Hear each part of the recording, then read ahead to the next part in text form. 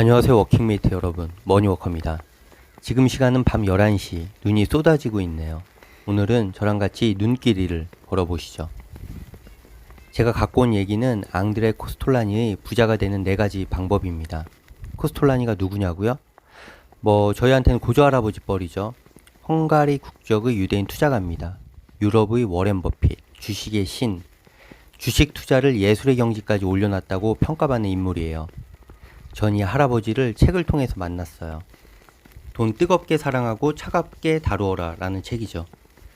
93살이라는 인생의 극 후반부에 쓴 책이라 뭔가 집대성한 느낌도 나고 책 이름도 좀 간지나서 읽어보게 됐습니다.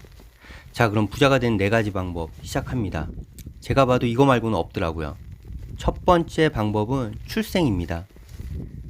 태어나는 순간에 가장 즉각적이고 확실한 방법으로 부자가 되는 타이밍이 찾아오는 거죠. 대단한 게 있을 줄 알았는데 실망이라고요? 어쩔 수 없습니다. 가장 확실하고 강력한 방법이니까 짚고 넘어가야 됩니다. 그럼 생각을 좀 확장시켜 보죠. 부자 부모 밑에서 태어나면 어떤 게 좋은지. 단지 금수저로 태어나서 꿀 빠는 인생을 살 수 있는 게 다일까요? 그건 핵심이 아닙니다. 핵심은 가정 안에서 자연스럽게 돈에 대한 이해를 쌓아 나갈 수 있다는 겁니다. 돈을 배울 수 있는 곳은 가정이 유일하기 때문이죠. 다들 부자가 되기를 꿈꾸지만 그 방법에 대해 아는 사람이 얼마나 될까요? 그럼 왜 그 방법을 모를까요? 배운 적이 없기 때문이죠. 초중고 12년, 대학교 4년 동안 돈에 대해 배운 적 있으세요? 요새는 많이 나아졌지만 오히려 돈 얘기 자꾸 하면 인간이 평가절하됩니다. 인생에서 돈이 제일 중요한 가치냐, 이딴 공격적인 질문을 받게 되죠. 근데 성인이 되면 딱 알게 되는 거죠. 내가 얼마나 돈에 대한 이해나 투자에 대한 실용적인 기술이 없는지를요. 아마 처음 느끼는 순간이 부동산 계약할 때가 아닐까 싶네요. 처음 보는 매매 계약서를 맞닥뜨리게 되는 거죠. 계약서 안에서 뭘 봐야 되는 거지? 등기부 등본이 뭐지? 전세면 확정일자에 따라 우선 변제권이 달라진다는데 그게 뭐지? 이런 순간이 찾아오는 겁니다. 주식도 그래요. 누구는 도박이다 하면 망한다고 하고, 또 누구는 좋은 투자 수단이다 꼭 해야 된다라고 하고, 그 사이에서 갈팡질팡 하게 되는 거죠.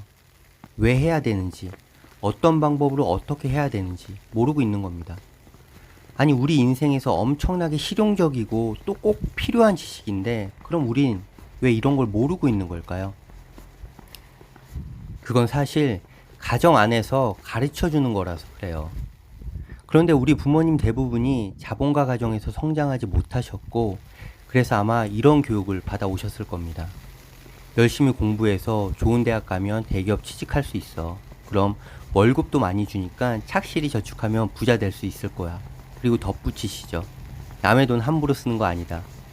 어디서 많이 들어본 말 같지 않습니까? 맞습니다. 저희가 교육받아온 방법이죠. 이런 교육이 저희한테까지 대물림되고 있었던 거죠. 근데 정말 이상합니다. 저도 나름 이런 방법으로 인생을 살아왔고 제 주변 친구들도 대략 이런 길을 걸어왔습니다. 근데 왜 우리의 삶은 바뀌지 않는 걸까요? 바로 방법이 틀렸기 때문이에요.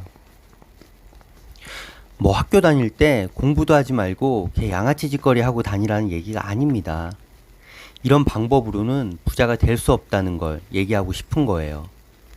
자본가 마인드로 대표되고 있는 유대인들은 어떨까요? 괜히 유대인들이 세상의 부를 독점하다시피 하는 게 아닙니다. 바로 어릴 때부터 자본가 마인드로 교육받고 성장하기 때문이에요. 엄마 아빠가 아이를 앉혀놓고 돈은 이렇다 저렇다 하는 그런 교육 방식이 아닙니다. 부모님들이 사업 이야기하고 투자 얘기하는 걸 그냥 옆에서 듣는 거예요. 부동산 계약하는데도 따라가 보고, 엄마 아빠가 뭘 중요하게 보고 협상하는지 옆에서 지켜보는 겁니다. 그러면서 돈에 대한 이해를 키워 나가는 거죠. 이런 경험들이 1년, 2년 인생 안에서 쌓이면서 돈을 이해하는 아이로 성장하는 겁니다.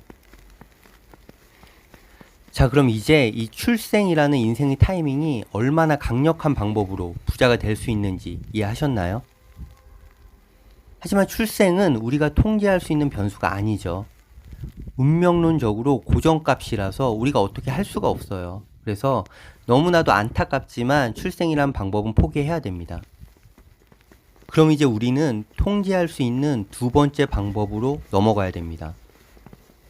워킹메이트 여러분, 오늘 제가 시간 관리에 실패했습니다. 한 편당 5분 내로 끊어서 얘기하려고 하는데 하고 싶은 말이 많다 보니 쓸데없는 소리까지 너무 많이 붙였네요. 4가지 얘기를 해야 되는데 이런 속도로는 안 되겠어요. 두 번째 방법은 다음에 하겠습니다. 오늘 산책이 의미 있었다면 다음에도 함께 하시죠. 그럼 이만.